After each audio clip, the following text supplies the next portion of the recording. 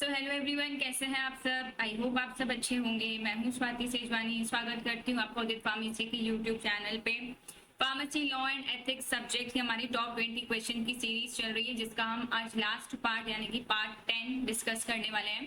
Last part यानी कि 10th part में बचे हुए हम दो क्वेश्चन नंबर 19 और 20 को डिस्कस करने वाले हैं। इसी के साथ आपकी टॉप 20 क्वेश्चन की series pharmacy law and ethics subjects की कंप्लीट हो जाएगी। तो शुरू करते हैं। आज का जो हमारा पहला क्वेश्चन है वो है क्वेश्चन नंबर 19, जिसमें पूछा गया है briefly discuss the following topics. नीचे आपको जो टॉपिक्स दिए हुए हैं इनको आपको डिस्कस करना है। जैसे पहला टॉपिक आपको दिया मेडिकल डिवाइसेस, दूसरा है एनडीएमए, तीसरा है क्लिनिकल ट्रायल्स और चौथा है ब्रांडेड वर्सेस जेनेरिक ड्रग्स। तो शुरू करते हैं मेडिकल डिवाइसेस से। मेडिकल डिवाइसेस मतलब ऐसे डिवाइसेस होते हैं जिसको हम यूज करते हैं किसी डिसीज को डायग्नोस करने के लिए, इम्प्लांट्स के लिए, या फिर जो मशीन्स होती हैं उनको मेडिकल डिवाइसेस कहा जाता है। मेडिकल डिवाइसेस और इंस्ट्रूमेंट्स, ये इंस्ट्रूमेंट्स होते हैं, अपैरेटस होते हैं, मशीन्स होते हैं या इम्प्लांट्स होते हैं जिसको हम किसी भी डिजीज के डायग्नोसिस के लिए यूज करते हैं, यानी डिजीज को पहचानने के लिए यूज करते हैं, डिजीज के ट्रीटमेंट में यूज करते हैं या डिजीज के प्रिवेंशन के लिए यूज करते हैं ना। जैसे एक्सरे मशीन आपने सुनी होगी, अल्ट्रासाउंड मशीन आपने सुनी होगी, बीपी चेक करने वाला मॉनिटर आपने सुना होगा, डायबिटीज चेक करने के लिए ग्लूकोमीटर आपने सुना होगा। ये सारी छोटी से लेके बड़ी जो चीजें हैं जिसको हम डिजीज के प्रिवेंशन के लिए, ट्रीटमेंट के लिए यूज करते हैं, वो क्या है, वो डिवाइसेस हैं। अब वो मेडिकल फील्ड में यूज होती हैं, इसलिए उनको नाम दिया है मेडिकल डिवाइसेस। अगर सिंपल शब्दों में डेफिनेशन लिखना चाहें तो मेडिकल डिवाइसेस ऐसे इंस्ट्रूमेंट्स होते हैं, ऐसे अपैरेटस होते हैं, ऐसी मशीन्स होती हैं, ऐसे इम्प्लांट्स, या फिर आजकल तो सॉफ्टवेयर भी आ गए, ऐसे सॉफ्टवेयर आते हैं जो कि किसी भी डिजीज के डायग्नोसिस के लिए यूज होते हैं, प्रिवेंशन के लिए यूज होते हैं, ट्रीटमेंट के लिए यूज होते हैं। जैसे आप लोगों ने वेंटिलेटर के बारे में सुना होगा, है ना। बहुत सारी ऐसी छोटी से छोटी डिवाइसेस से लेके बड़ी से बड़ी डिवाइसेस जो हमारी मेडिकल फील्ड में यूज होती हैं किसी भी डिजीज के ट्रीटमेंट के लिए, प्रिवेंशन के लिए, उसको मेडिकल डिवाइस कहा जाता है। ठीक है। अब मेडिकल डिवाइसेस कोई एक कैटेगरी में या एक शब्द में समाने वाली चीजें नहीं है। इसकी जो है क्लासिफिकेशन है, कैटेगराइज किया गया है इसको, कैटेगराइजेशन ऑफ मेडिकल डिवाइसेस। अब मेडिकल डिवाइसेस का जो क्लासिफिकेशन है उसके रिस्क के बेसिस पे भी किया गया है। किसी को बहुत कम रिस्क है, छोटी मोटी चीज वाला अगर मेडिकल डिवाइस हम यूज करें तो उसको लो रिस्क कैटेगरी में रखा गया है। बहुत बड़ी सोफिस्टिकेटेड सी मशीन है जिसको बहुत इमरजेंसी कंडीशंस में यूज किए जाते हैं तो उसको हाई रिस्क कैटेगरी में रखा गया है। फिर मेडिकल डिवाइसेस को क्लासिफाई किया गया है उनके फंक्शंस के बेसिस पे कि वो कैसा कैसा काम करती हैं। फिर उसके एप्लीकेशन के बेसिस पे, एप्लीकेशन का मतलब होता है यूजेस, किस मेडिकल डिवाइस का कैसा यूज है, उसके हिसाब से भी उसको कैटेगरी वाइज रखा गया है। तो अगर पहला क्लासिफिकेशन हम देखें तो वो रिस्क के बेसिस पे है। ठीक है।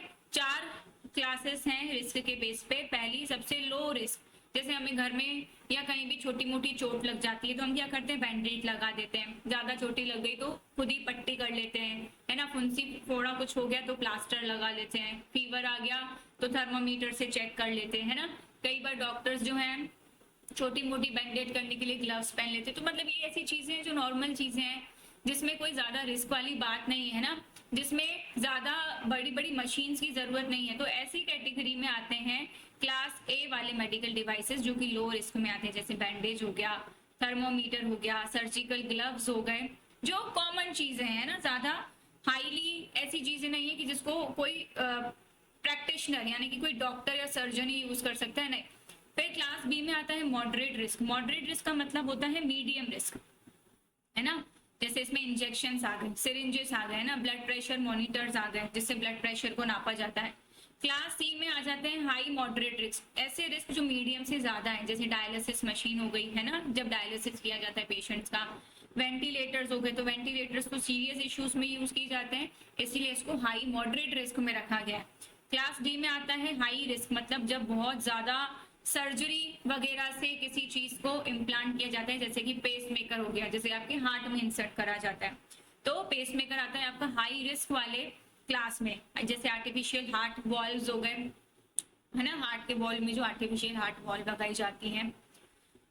सेकंड अगर हम क्लासिफिकेशन देखें तो सेकंड क्लासिफिकेशन है on the basis of function, कि मेडिकल डिवाइसेस फंक्शन कैसे करते हैं। तो अगर पहला कैटेगरी देखें तो पहली होती है डायग्नोस्टिक डिवाइसेस, मतलब किसी बीमारी के डायग्नोसिस में जब हम कोई मेडिकल डिवाइस को यूज करें, जैसे कि आपने ब्रेन की स्कैनिंग के लिए सुना होगा, एमआरआई स्कैनर्स को यूज किया जाता है, ईसीजी मशीन्स को यूज किया जाता है हार्ट बीट को देखने के लिए, ठीक है, हार्ट कैसे चल रहा है, हार्ट की जो वेव्स होती हैं, ठीक है, ब्लड ग्लूकोज मीटर को यूज किया जाता है डायबिटीज को देखने के लिए। तो ये सारी क्या है, डायग्नोस्टिक डिवाइसेस है, जिससे हम किसी डिजीज को डायग्नोस करते हैं, किसी डिजीज का पता लगाते हैं। सेकंड कैटेगरी आती है थेराप्यूटिक डिवाइस, जैसे कि इंसुलिन पंप हो गया, है ना। थेराप्यूटिक मतलब थेरेपी किसी की चल रही, जैसे डायबिटीज पेशेंट वालों की थेरेपी चलती है तो उनको इंसुलिन लेना पड़ता है, तो इंसुलिन पंप हो गए, नेब्यूलाइजर्स हो गए, जैसे कि नेब्यूलाइज किया जाता है, किसी की नाक वगैरह बंद हो जाती है तो डायलिसिस मशीन्स हो गई, ये सारी थेराप्यूटिक डिवाइस है।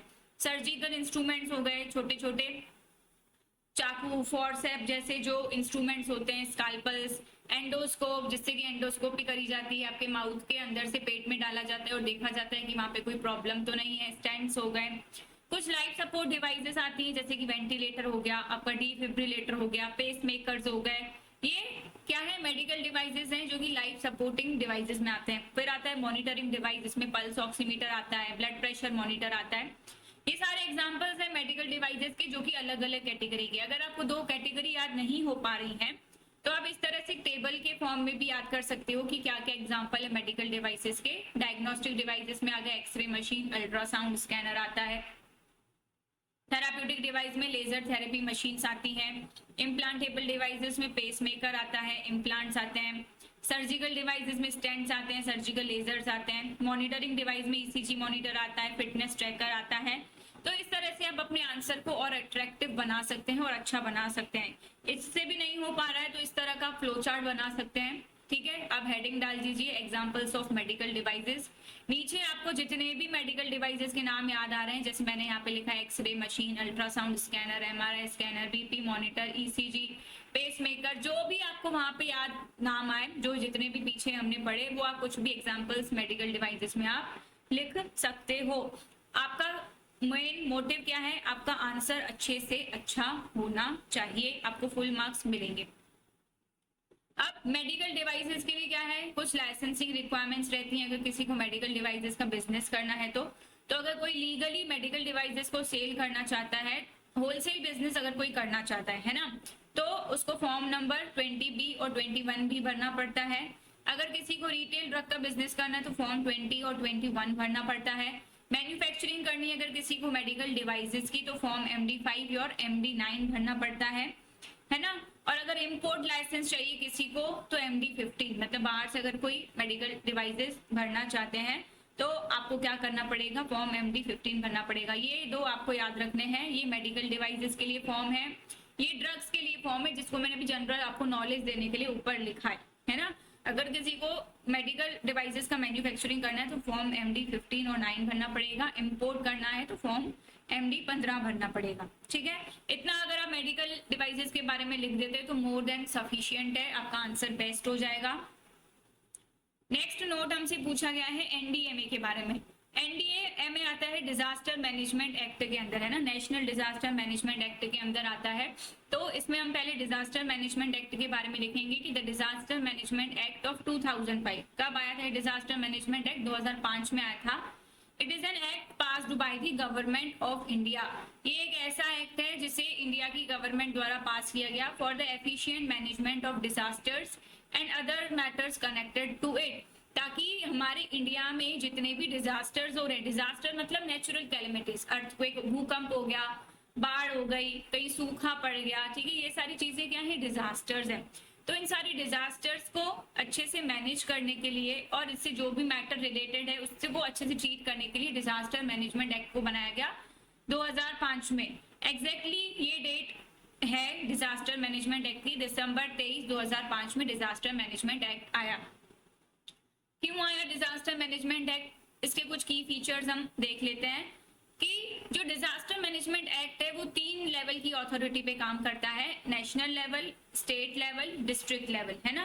मतलब अगर हम कहें the act establishes a 3 tier system, 3 tyre का सिस्टम है जो कि आपस में जुड़ा हुआ है ना। एक है नेशनल लेवल का, एक है स्टेट लेवल का, एक है डिस्ट्रिक्ट लेवल का। नेशनल लेवल का अगर हम देखें तो नेशनल लेवल में आता है आपका नेशनल डिजास्टर मैनेजमेंट अथॉरिटी, ये देखो जिसके बारे में आपसे नोट पूछा गया है, आप डायरेक्टली इसके बारे में नहीं लिख सकते, इसलिए हमने पहले डिजास्टर मैनेजमेंट एक्ट के बारे में बताया। अब हम यहाँ पे एनडीएमए के बारे में बताएंगे। तो एनडीएमए है नेशनल डिजास्टर मैनेजमेंट अथॉरिटी। इसके जो चेयर पर्सन रहते हैं वो हमारे इंडिया के प्राइम मिनिस्टर रहते हैं, है ना, जो कि इस पूरी अथॉरिटी को देखते हैं नेशनल लेवल पे। मेन रोल क्या रहता है चेयर पर्सन का, कि डिजास्टर से रिलेटेड पॉलिसीज को बनाना। कोई अगर प्लान कोई कमिटी या मीटिंग में आया है तो उस प्लान को अप्रूवल देना और कोऑर्डिनेट करना कि अलग अलग स्टेट्स में अगर कोई डिजास्टर की प्रॉब्लम आती है तो उस समय क्या रिस्पॉन्स देना है। दूसरी आती है नेशनल एग्जीक्यूटिव कमिटी, जिसे शॉर्ट में एनईसी कहा जाता है। इसके जो हेड होते हैं वो यूनियन होम सेक्रेटरी होते हैं। इनका रोल है पॉलिसीज बनाना, ठीक है, पॉलिसीज बनाना। तो एनडीएमए का काम होता है एमडीएमए द्वारा जो पॉलिसीज बनाई गई है उसको इम्प्लीमेंट करना। इम्प्लीमेंट का मतलब होता है उस पर वर्क करना, उसको नियम में लाना, है ना। ऐसा नहीं पॉलिसी बन गई तो वहीं रुक गई, नहीं, वो पॉलिसीज को यूज में लाना, ये एनईसी का काम होता है। तीसरा होता है नेशनल डिजास्टर रिस्पांस फोर्स, जिसे एनडीआरएफ कहा जाता है। ये एक स्पेशलाइज्ड फोर्स होती है डिजास्टर्स के रिस्पांस के लिए। इसमें ट्रेन्ड पर्सनल रहते हैं। ट्रेन्ड पर्सनल मतलब ट्रेन्ड स्टाफ रहता है, मॉडर्न इक्विपमेंट्स रहते हैं। जैसे कि हमारी एयरफोर्स रहती है ना, कि कभी भी कोई भी हमला हो, जैसे अभी आप लोगों ने देखा बीच में हुआ, तो कोई भी हमला हो तो फोर्स हमेशा तैयार रहती है। इसी तरह से डिजास्टर्स के लिए नेशनल डिजास्टर रिस्पांस फोर्स रहती है कि कैसी जैसे ही कोई डिजास्टर हो तो उसमें क्या रहता है, ट्रेन्ड स्टाफ रहता है, मॉडर्न इक्विपमेंट्स रहते हैं कि उस डिजास्टर से लड़ पाए, है ना। रेस्क्यू, अगर कोई अचानक से कोई चीज हमारे ऊपर आती है तो उससे हम लड़ पाए, रिलीफ हमें मिल पाए, है ना, ऑपरेशन को रन कर पाए, इसके लिए नेशनल डिजास्टर रिस्पांस फोर्स बनती है। ये था नेशनल लेवल पे। सेकंड आता है हमारा स्टेट लेवल पे। स्टेट लेवल पे स्टेट डिजास्टर मैनेजमेंट अथॉरिटी रहती है, वहां पे एनडीएमए रहती है, यहाँ पे एसडीएमए रहती है ना। इसके जो हेड रहते हैं वो स्टेट के चीफ मिनिस्टर रहते हैं। वहां पे जो हेड रहते हैं वो हमारे प्राइम मिनिस्टर रहते हैं। यहाँ पे जो हेड रहती है स्टेट के चीफ मिनिस्टर रहते हैं। ये क्या करते हैं, जितनी भी नेशनल पॉलिसीज हैं स्टेट लेवल पे उनको इम्प्लीमेंट करते हैं, और अगर कोई भी डिजास्टर आने वाला है या उसका कोई खतरा है तो उसकी प्रिपेयरनेस भी स्टेट लेवल पे चीफ मिनिस्टर द्वारा की जाती है।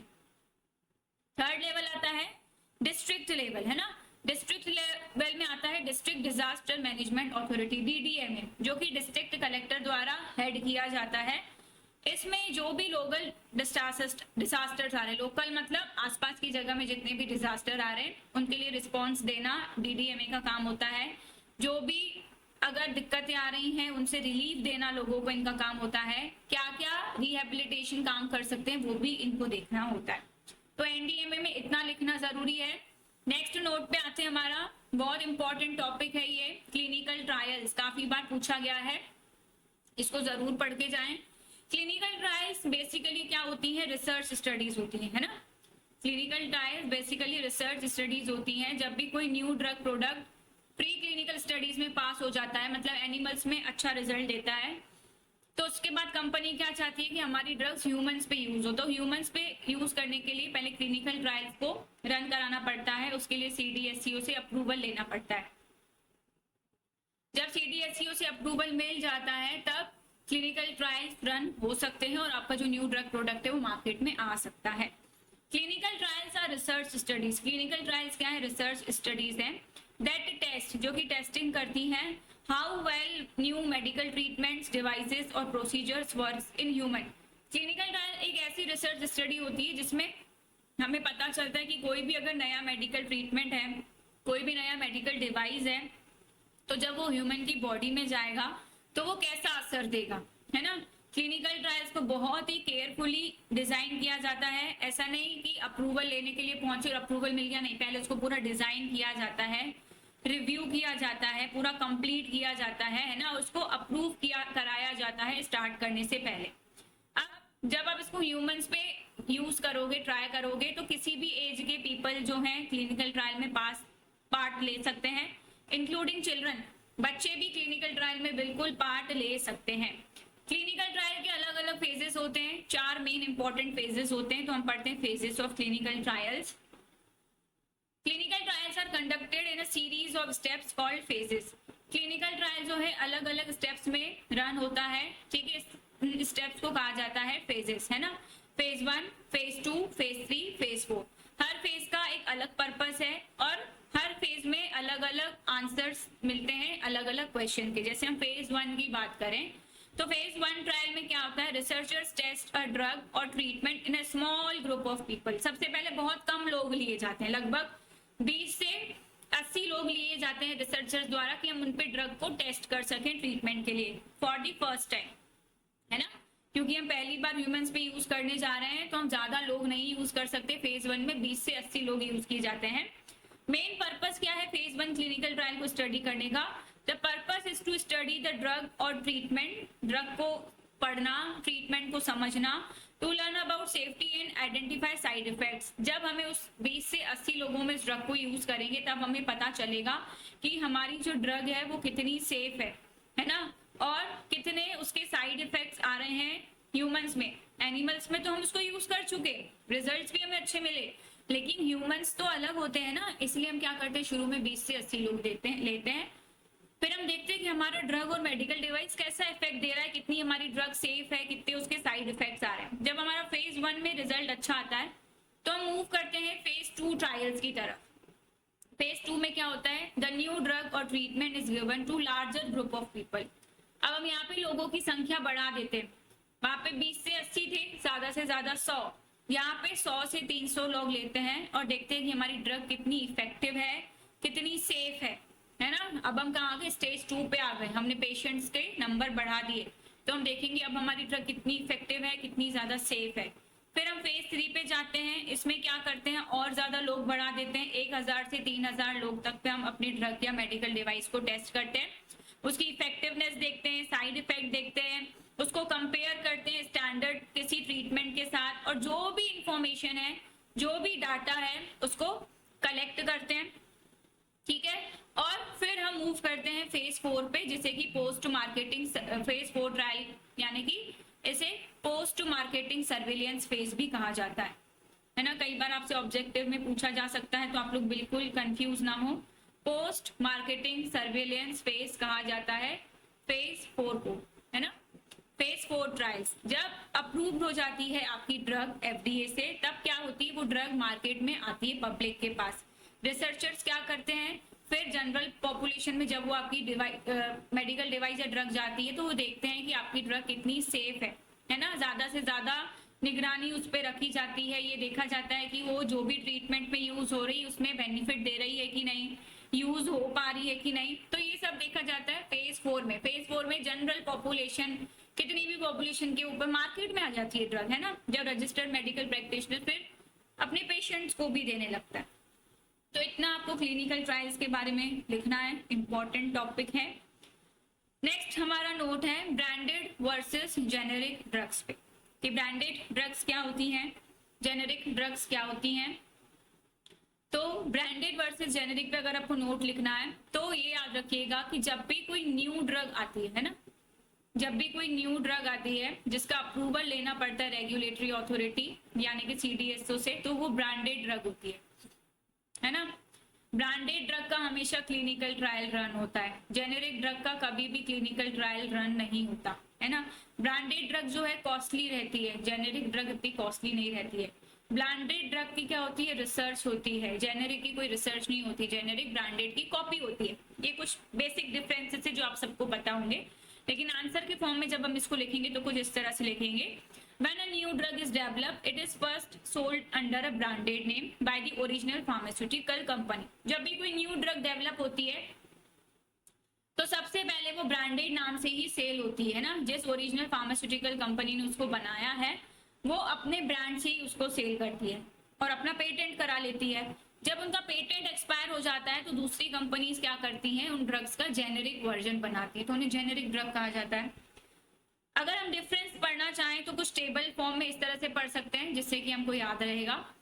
जेनेरिक ड्रग की अगर हम बात करें तो जेनेरिक ड्रग ऐसी ड्रग है ऑफ पेटेंट होती है, जिसका कोई पेटेंट नहीं होता, ठीक है, जो कि किसी भी फार्मास्यूटिकल कंपनी द्वारा बनाई जाती है, लेकिन उसका जो स्ट्रेंथ होना चाहिए सेम होना चाहिए, मतलब डोज सेम होना चाहिए, डोजेज फॉर्म सेम होना चाहिए, रूट ऑफ एडमिनिस्ट्रेशन सेम होना चाहिए, सेफ्टी, क्वालिटी, परफॉर्मेंस, जो भी चीजें हैं बिल्कुल ब्रांडेड ड्रग जैसी होनी चाहिए। ब्रांडेड ड्रग को ही इनोवेटर ड्रग कहा जाता है। है ना। लेकिन ब्रांडेड ड्रग क्या होती है? ब्रांडेड ड्रग एक ऐसी ड्रग होती है जो कि फार्मास्यूटिकल कंपनी द्वारा डेवलप की जाती है, बनाई जाती है, जिसका पेटेंट लिया जाता है, रजिस्टर्ड ट्रेडमार्क लिया जाता है ना, जिसका अप्रूवल लेना बहुत जरूरी है। ठीक है, एनिमल और क्लिनिकल स्टडीज जब रन करते तो उसका अप्रूवल लेना बहुत जरूरी है। ब्रांडेड ड्रग को ही इनोवेटर ड्रग कहा जाता है। सेकेंड डिफरेंस अगर हम देखें तो जेनेरिक ड्रग्स का कोई पेटेंट नहीं होता। ब्रांडेड ड्रग्स जो है पेटेंट प्रोटेक्टेड होती हैं, उनका कंपनीज पेटेंट करा लेती हैं ताकि उनका फॉर्मूला कोई और ना यूज कर सके। ट्रेड नेम अगर हम देखें तो जेनेरिक ड्रग्स जो हैं बिल्कुल जो ड्रग का नाम है उसी नाम से आती हैं। ब्रांडेड ड्रग जो है उनका यूनिक प्रोप्राइटरी नेम होता है। प्रोप्राइटरी नेम का मतलब होता है ब्रांडेड नेम, है ना।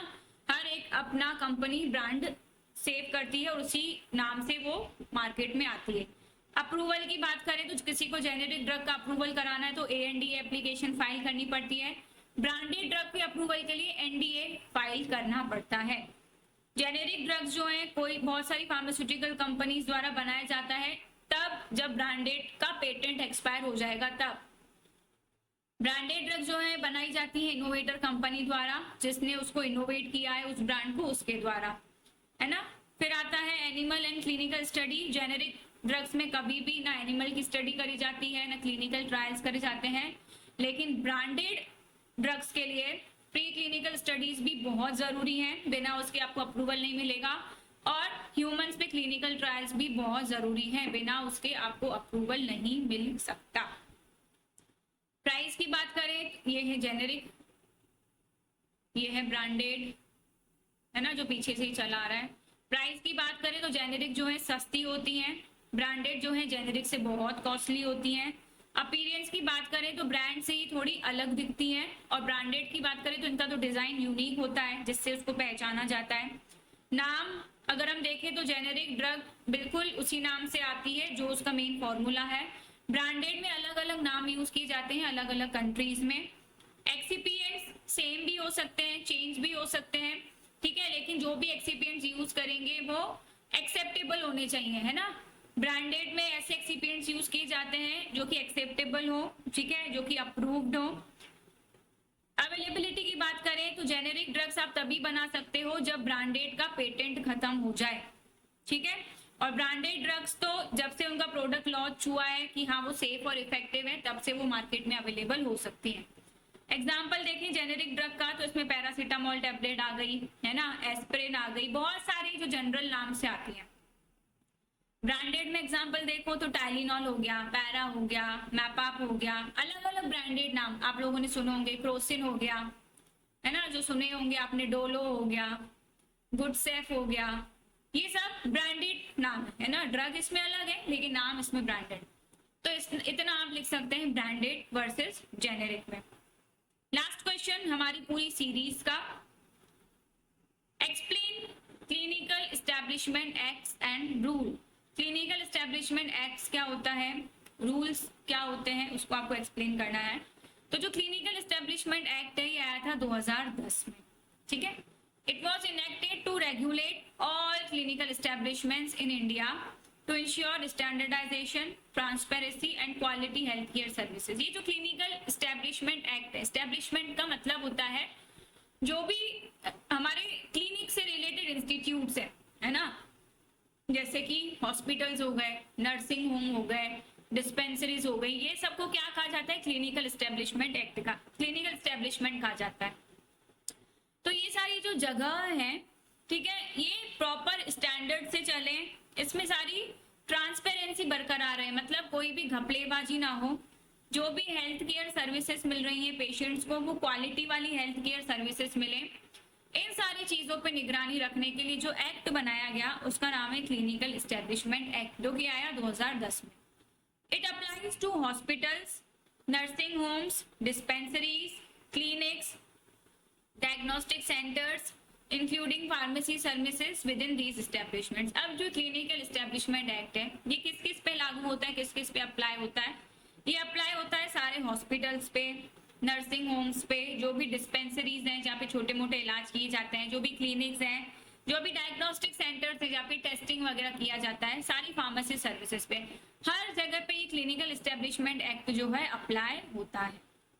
क्यों बनाया गया ये क्लिनिकल एस्टेब्लिशमेंट एक्ट, क्या इसके ऑब्जेक्टिव है? सबसे पहले इसका ऑब्जेक्टिव है maintain minimum standards for infrastructure, staffing and services. अब हर कोई छोटी मोटी डिस्पेंसरी ओपन करके बैठ जाएगा, क्लिनिक ओपन करके बैठ जाएगा, तो उनको अप्रूवल नहीं मिल सकता। इस एक्ट के तहत ये बताया गया है कि अगर आपको कोई भी क्लिनिक या डिस्पेंसरी ओपन करनी है तो उसके लिए मिनिमम स्टैंडर्ड क्या है? इंफ्रास्ट्रक्चर, यानी कि आपका जो भी प्रीमाइसेस है, जो भी जगह है, वो कैसी बनी हुई होनी चाहिए, आपके पास प्रॉपर स्टाफ कैसा होना चाहिए, क्या क्या आपके पास सर्विसेज होनी चाहिए, कम से कम। मिनिमम का मतलब होता है कम से कम, इसीलिए बनाया गया इस एक्ट को। दूसरा, माल प्रैक्टिसेस से बचा जा सके। माल प्रैक्टिसेस मतलब 2 नंबर के काम से बचा जा सके, और ये श्योरिटी दी जाए कि जो भी मेडिकल प्रैक्टिसेस हो रही है बिल्कुल एथिकल हो रही हैं। एथिकल मतलब नैतिकता के साथ हो रही हैं, किसी के साथ कोई बुरा नहीं हो रहा। ये सारी चीजें रोकने के लिए एक्ट बनाया गया। Provide affordable health care and ensure transparency in prices, है ना। जो भी हेल्थ केयर आप प्रोवाइड कर रहे हो पेशेंट्स को, वो अफोर्डेबल रेट में हो, है ना, और जो भी प्राइस है वो बिल्कुल पारदर्शी रहे, ट्रांसपेरेंसी रहे। ऐसा नहीं आप पेशेंट से ऐंठ रहे हो ज्यादा और अपने फायदे का सोच रहे हो ज्यादा, नहीं। इस एक्ट का मेन मोटिव ही यही है कि अफोर्डेबल हेल्थ केयर प्रोवाइड कराना। ये एक्ट बहुत ज्यादा स्कोप में है जब ये आया था, ठीक है। तो सबसे पहले एक्ट अप्लाई होता है सारे हॉस्पिटल्स पे, सारे नर्सिंग होम्स पे। इसमें आपके फार्मेसी यूनिट्स भी आ जाते हैं, जो हॉस्पिटल में फार्मेसी की दुकानें होती हैं। दूसरा, ये एक्ट अप्लाई होता है अकेली जो फार्मेसी की दुकानें हैं, स्टैंड अलोन मतलब अकेले जो फार्मेसी की दुकानें हैं, जो डिस्पेंसरीज हैं, वो उस पर भी एक्ट अप्लाई होता है। सारे डायग्नोस्टिक सेंटर्स पे ये एक्ट अप्लाई होता है, जो भी लेबोरेटरीज हैं उन पे ये एक्ट अप्लाई होता है ना। अगर वो मेडिसिन सेल करती है, मेडिसिन प्रोवाइड करती है। जो भी आयुष इंस्टीट्यूशन है, आयुष मतलब आयुर्वेद, योगा, यूनानी, सिद्धा, होम्योपैथी, जो भी इंस्टीट्यूशन हैं उन पे भी ये एक्ट अप्लाई होता है। मतलब हमारे क्लिनिकल एस्टेब्लिशमेंट में का मतलब है जो भी हमारे दवाइयों से और हेल्थ केयर से रिलेटेड इंस्टीट्यूशंस हैं, उन सब पे ये एक्ट अप्लाई होता है। यहाँ पे आपके फार्मेसी लॉ एंड एथिक्स की टॉप 20 क्वेश्चन की सीरीज खत्म होती है। जिन जिन ने यूट्यूब चैनल सब्सक्राइब नहीं किया कर लीजिएगा, इंस्टा पे भी जरूर फॉलो कीजिएगा। आई एम स्वाति सेजवानी नाम से मेरी आईडी है।